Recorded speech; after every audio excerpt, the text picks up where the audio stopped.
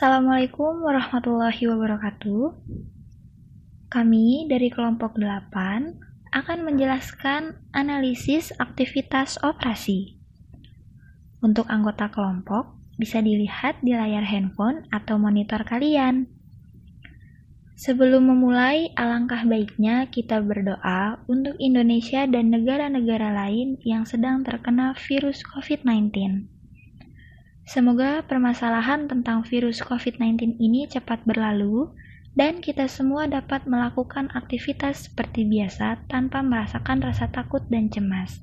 Amin. Baik, di sini saya dan teman-teman akan menjelaskan tentang kompensasi untuk karyawan, bunga dan pajak, laba per lembar saham, dan opsi saham karyawan. Selanjutnya, teman saya Ayu Mardiada Puji Astuti akan menjelaskan tentang kompensasi karyawan. Kepada Ayu, dipersilahkan. Sebagai pemateri pertama, saya akan menjelaskan mengenai kompensasi untuk karyawan, yang mana dalam kompensasi untuk karyawan ini terbagi menjadi dua bagian. Yang pertama, ada tinjauan atas komponen tambahan untuk karyawan, dan yang kedua, ada opsi saham karyawan. Pertama, saya akan menjelaskan mengenai tinjauan atas komponen tambahan untuk karyawan, yang mana dalam hal ini ada beberapa kompensasi tambahan untuk karyawan beserta akuntansinya. Yang pertama, ada kontrak kompensasi tangguhan, dan yang kedua, ada hak apresiasi saham. Nah, kontrak kompensasi tangguhan ini merupakan suatu perjanjian untuk membayar karyawan di masa mendatang dengan beberapa syarat tertentu. Akuntansi umumnya mewajibkan bahwa paling tidak nilai sekarang kompensasi tangguhan ini diakui secara sistematis dan rasional sepanjang periode karyawan bekerja, dimulai dari penandatanganan kontrak. Dan yang kedua, hak apresiasi saham.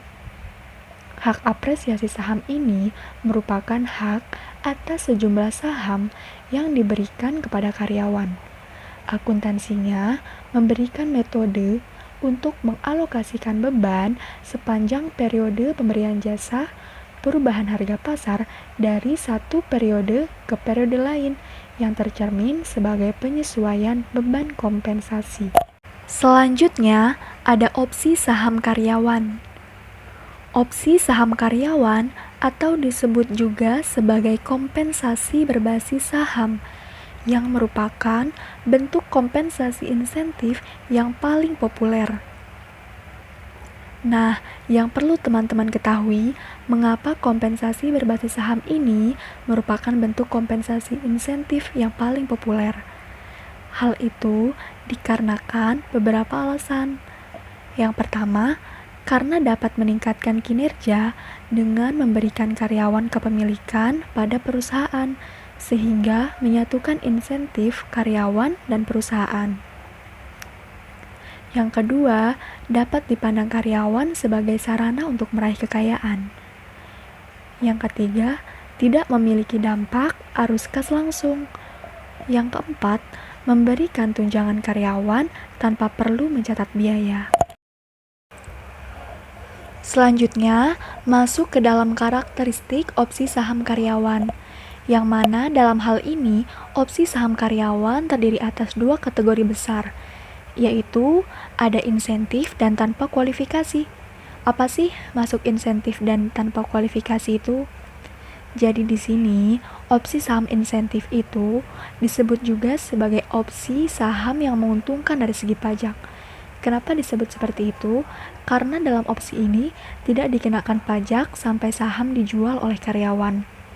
Opsi ini harus diberikan pada nilai pasar wajar dan saham harus dimiliki selama 2 tahun sejak tanggal pembelian dan 1 tahun setelah tanggal eksekutif.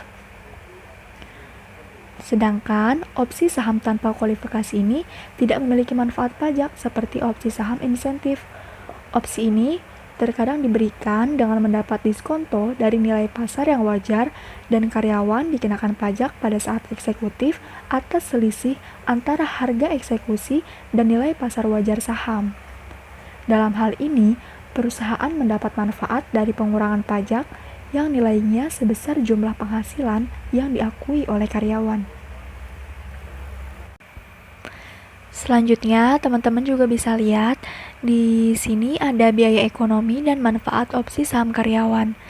Nah, manfaat utama daripada opsi saham karyawan ini adalah potensi kenaikan nilai perusahaan yang berasal dari dampak insentif terhadap perilaku karyawan.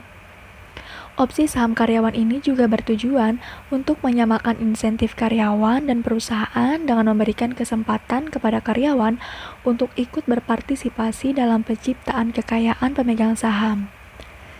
Nah, dalam biaya kompensasi karyawan berbasis saham, itu terletak pada potensi dampak ilusinya, yaitu saat eksekusi, kompensasi karyawan berbasis saham memindahkan kekayaan dari pemegang saham sekarang dalam perusahaan.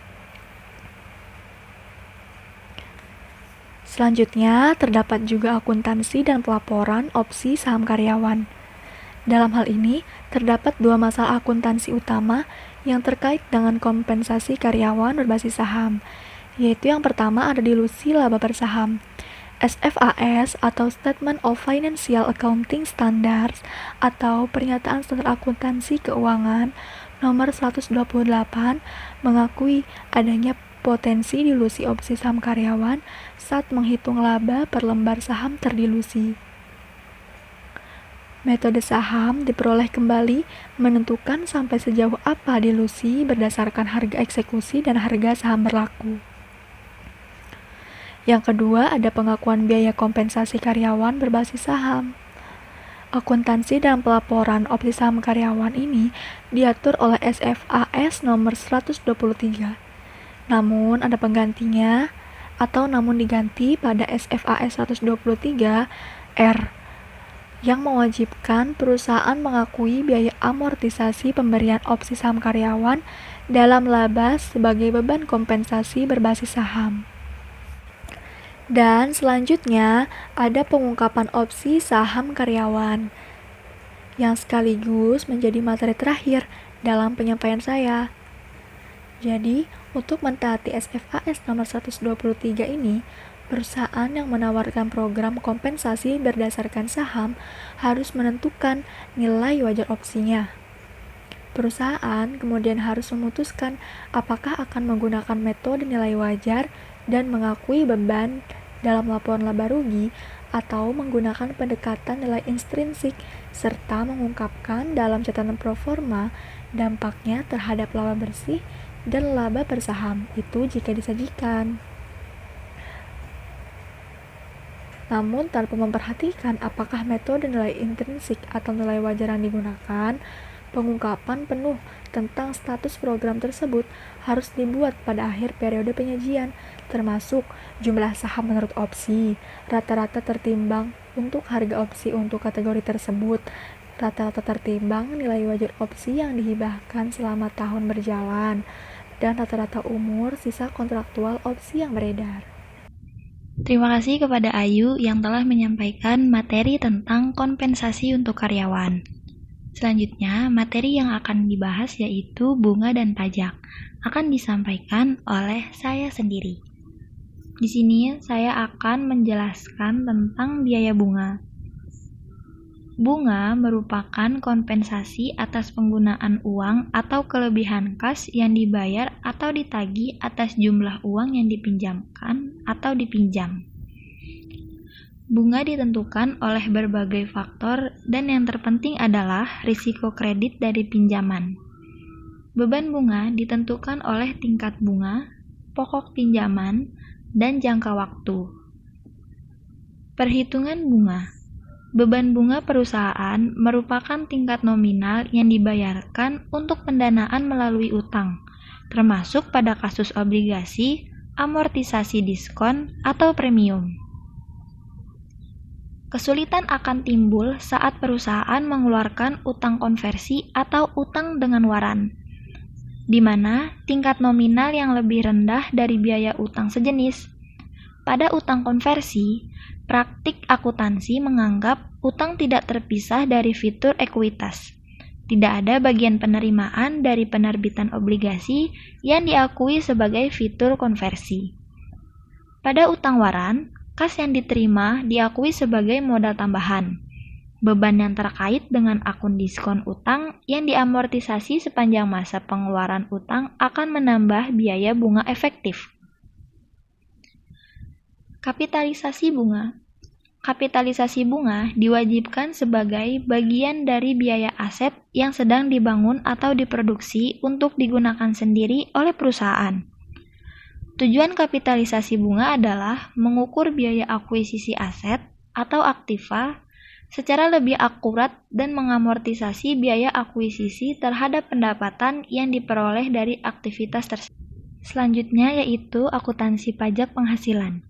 Akuntansi pajak penghasilan timbul karena aturan untuk menghitung laba kena pajak untuk tujuan utang pajak didasarkan pada peraturan pajak yang berlaku.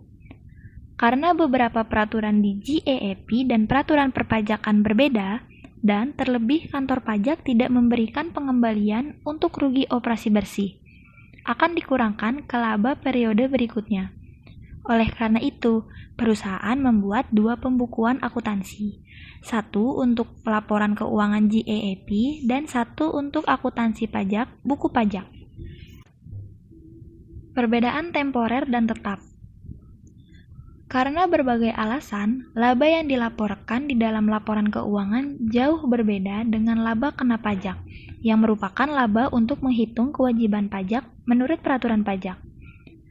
Perbedaan laba pajak dan GAAP terbagi menjadi dua, yaitu perbedaan temporer, perbedaan yang sifatnya sementara dan diharapkan akan dibalik di masa depan, terutama perbedaan waktu antara akuntansi pajak dan GAAP. Perbedaan tetap. Karena peraturan pajak dan GAAP memiliki perbedaan yang fundamental dalam memperlakukan pos-pos tertentu, tidak diperhitungkan untuk laporan keuangan tetapi sebagai faktor tarif pajak efektif. Pajak tangguhan. Perbedaan temporer menyebabkan laba kena pajak jauh berbeda dari laba sebelum pajak, sehingga diperlakukan penyesuaian pajak tangguhan. Dasar penyesuaian pajak tangguhan adalah untuk dapat mengaitkan beban pajak periode dengan laba sebelum pajak yang dilaporkan secara lebih baik, menciptakan pos neraca yang penting yang disebut aset pajak tangguhan atau kewajiban pajak tangguhan.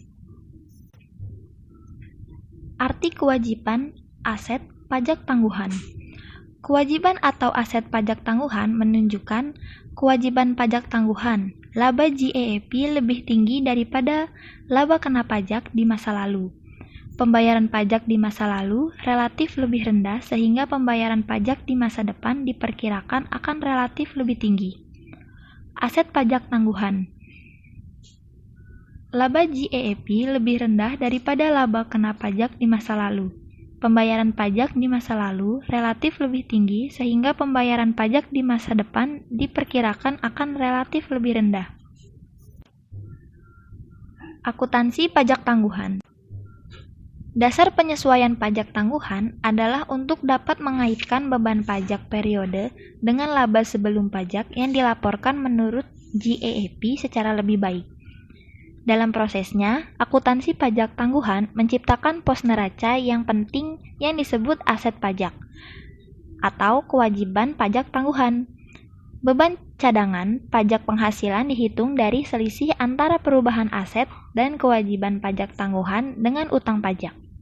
Selanjutnya yaitu laba per lembar saham atau bisa disebut dengan earning per share. Suatu analisis yang penting di dalam laporan keuangan perusahaan. Earning per share memberikan informasi kepada para pihak luar seberapa jauh kemampuan perusahaan menghasilkan laba untuk tiap lembar yang beredar. Menurut Lukman Syamsuddin, para calon pemegang saham tertarik dengan earning per share yang besar karena hal ini merupakan salah satu indikator keberhasilan suatu perusahaan. Dapat disimpulkan bahwa semakin tinggi nilai earning per share tentu saja akan menyenangkan pemegang saham, karena semakin besar laba yang disediakan untuk pemegang saham. Besarnya earning per share suatu perusahaan bisa diketahui dari informasi laporan keuangan perusahaan langsung atau dapat dihitung berdasarkan laporan neraca dan laporan rugi laba perusahaan. Selanjutnya yaitu penilaian laba per lembar saham. Neraca menunjukkan posisi kekayaan, kewajiban finansial, dan modal sendiri pada waktu tertentu. Laporan rugi laba menunjukkan berapa penjualan yang diperoleh, berapa biaya yang ditanggung, dan berapa laba yang diperoleh perusahaan pada periode waktu tertentu, biasanya selama 1 tahun. Alasan mengapa laba per lembar saham disajikan di laporan laba rugi menurut Niswonger dan kawan-kawan adalah jumlah absolut laba bersih sulit untuk dipakai mengevaluasi profitabilitas perusahaan jika jumlah modal pemegang saham banyak berubah. Dalam kasus seperti itu, profitabilitas perusahaan dapat dinyatakan dengan laba per lembar saham. Sedangkan perhitungan laba per lembar saham menurut Niswonger dan kawan-kawan adalah jika sebuah perusahaan hanya memiliki saham biasa yang beredar, maka laba per lembar saham biasa ditentukan dengan membagi laba bersih dengan jumlah saham biasa yang beredar. Jika ada saham preference sebelum dibagi dengan jumlah saham biasa yang beredar. Selanjutnya yaitu hubungan laba per lembar saham terhadap perubahan harga saham. Menurut Triyono dan Jogianto, penelitian di Indonesia mengenai faktor-faktor yang berhubungan dengan harga saham sudah banyak dilakukan. Penelitian tentang pentingnya laporan keuangan menghasilkan bahwa 52,86% responden mengandalkan laporan keuangan. Hasil yang lain menyatakan bahwa informasi terpenting bagi investor dan analisis sekuritas adalah laba per lembar saham. Sedangkan menurut Weston dan Eugene, earning per share atau laba per lembar saham dipengaruhi oleh pertama yaitu penggunaan utang. Hutang merupakan salah satu sumber dana eksternal yang dapat dimanfaatkan oleh perusahaan. Dalam menentukan sumber dana untuk memenuhi kebutuhan operasi perusahaan, manajemen perusahaan dituntut untuk senantiasa mempertimbangkan alternatif struktur modal yang mampu memaksimumkan nilai perusahaan yang tercermin pada harga saham sehingga mengakibatkan perubahan dalam earning per share perusahaan. Yang kedua yaitu laba bersih sebelum dikurangi bunga dan pajak. Dalam rangka memenuhi kebutuhan dana yang diperlukan perusahaan, manajemen perusahaan memiliki beberapa alternatif sumber pendanaan, yaitu dengan modal sendiri atau dengan pinjaman dari luar. Menurut Sutrisno, dalam memilih alternatif sumber dananya, perlu diketahui pada tingkat profit sebelum bunga dan pajak. Berapa apabila dibelanjai dengan modal sendiri atau hutang menghasilkan laba per lembar saham yang sama. Jadi, dalam memilih sumber pendanaan, perlu diperhatikan tingkat perolehan laba sebelum dikurangi bunga dan pajak yang dapat diperoleh dari penggunaan modal sendiri atau modal asing yang akan menghasilkan earning per share yang sama. Dalam hal ini, penggunaan modal sendiri atau penggunaan modal asing tidak menjadi masalah sepanjang keuntungan sebelum bunga dan pajak dapat menghasilkan earning per share atau laba per lembar saham. Di samping dipengaruhi oleh penggunaan hutang dan besarnya laba sebelum bunga dan pajak, earning per share tentu saja dipengaruhi oleh jumlah saham yang beredar. Materi selanjutnya yang akan dibahas yaitu tentang opsi saham karyawan dan akan disampaikan oleh Irman Febriansyah. Kepada Irman dipersilahkan. Opsi saham karyawan. Opsi saham karyawan diberikan kepada karyawan yang penting sebagai insentif untuk meningkatkan nilai perusahaan, yang biasanya terjadi setelah karyawan tersebut melaksanakan rencana bisnis dengan berhasil. Sebuah opsi memberi hak kepada karyawan, bukan kewajiban, untuk membeli sebagian saham perusahaan dengan harga yang telah ditentukan dalam jangka waktu tertentu, biasanya 5-10 tahun. Pada akhir jangka waktu tersebut, jika opsinya tidak dipakai, maka dianggap kadaluarsa. Tujuan opsi saham karyawan. Banyak perusahaan menggunakan rencana opsi ini untuk mempertahankan menghargai, dan menarik karyawan. Tujuannya adalah untuk memberikan karyawan insentif untuk berperilaku dengan cara yang akan meningkatkan harga saham perusahaan. Karyawan dapat menggunakan opsi, membayar harga pelaksanaan, dan akan dikeluarkan dengan saham biasa. Akibatnya, karyawan akan mengalami keuntungan finansial langsung dari perbedaan antara pasar dan harga pelaksanaan. Opsi ini juga digunakan sebagai borgol emas jika nilainya meningkat secara drastis. Opsi saham karyawan ditawarkan secara berbeda berdasarkan opsi dan peran di perusahaan. Selanjutnya, fitur yang ada di opsi saham karyawan yang dibagi menjadi dua, yaitu ikhtisar dan perbedaan kontrak. Ikhtisar. Selama masa kerja, perusahaan umumnya mengeluarkan opsi saham karyawan kepada karyawan yang dapat dilaksanakan dengan harga tertentu yang ditetapkan pada hari hibah. Umumnya harga saham saat ini perusahaan publik atau penilaian terbaru perusahaan swasta. Perbedaan kontrak. Perbedaan kontrak ini ada 8 poin. Yang pertama, harga. Harga pelaksanaan adalah non-standar dan biasanya harga saat ini dari saham perusahaan pada saat dikeluarkan.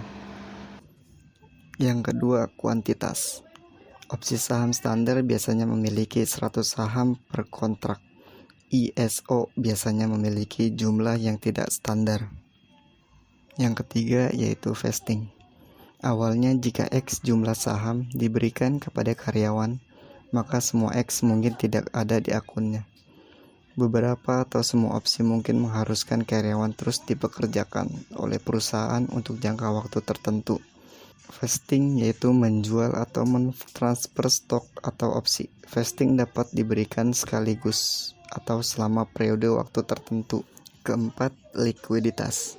ISO untuk perusahaan swasta biasanya tidak liquid karena tidak diperdagangkan secara publik. Yang kelima, durasi atau kadaluarsa. ISO sering memiliki kematangan maksimum yang jauh melebihi kematangan opsi standar. Sudah lazim bagi ISO untuk memiliki jatuh tempo maksimal 10 tahun dari tanggal penerbitan. Yang keenam, tidak dapat dipindah tangankan. Dengan sedikit pengecualian, ISO umumnya tidak dapat dipindah tangankan dan harus dilaksanakan atau diizinkan untuk kadaluarsa pada hari kadaluarsa. Yang ketujuh, over the counter, yaitu tidak seperti opsi yang diperdagangkan. ISO dianggap sebagai kontrak pribadi antara majikan dan karyawan. Dengan demikian, kedua pihak bertanggung jawab untuk mengatur clearing dan penyelesaian transaksi apapun yang dihasilkan dari kontrak. Yang terakhir, masalah pajak. Ada berbagai perbedaan dalam perlakuan pajak ISO yang berkaitan dengan penggunaannya sebagai kompensasi. Ini bervariasi berdasarkan negara masalah, tetapi secara umum ISO diuntungkan pajak sehubung dengan opsi standar. Terima kasih kepada Ayu, Nurul, dan Irman yang telah menjelaskan tentang analisis aktivitas operasi. Semoga apa yang telah kami jelaskan dapat berguna untuk kita semua. Kurang lebihnya mohon maaf. Wassalamualaikum warahmatullahi wabarakatuh.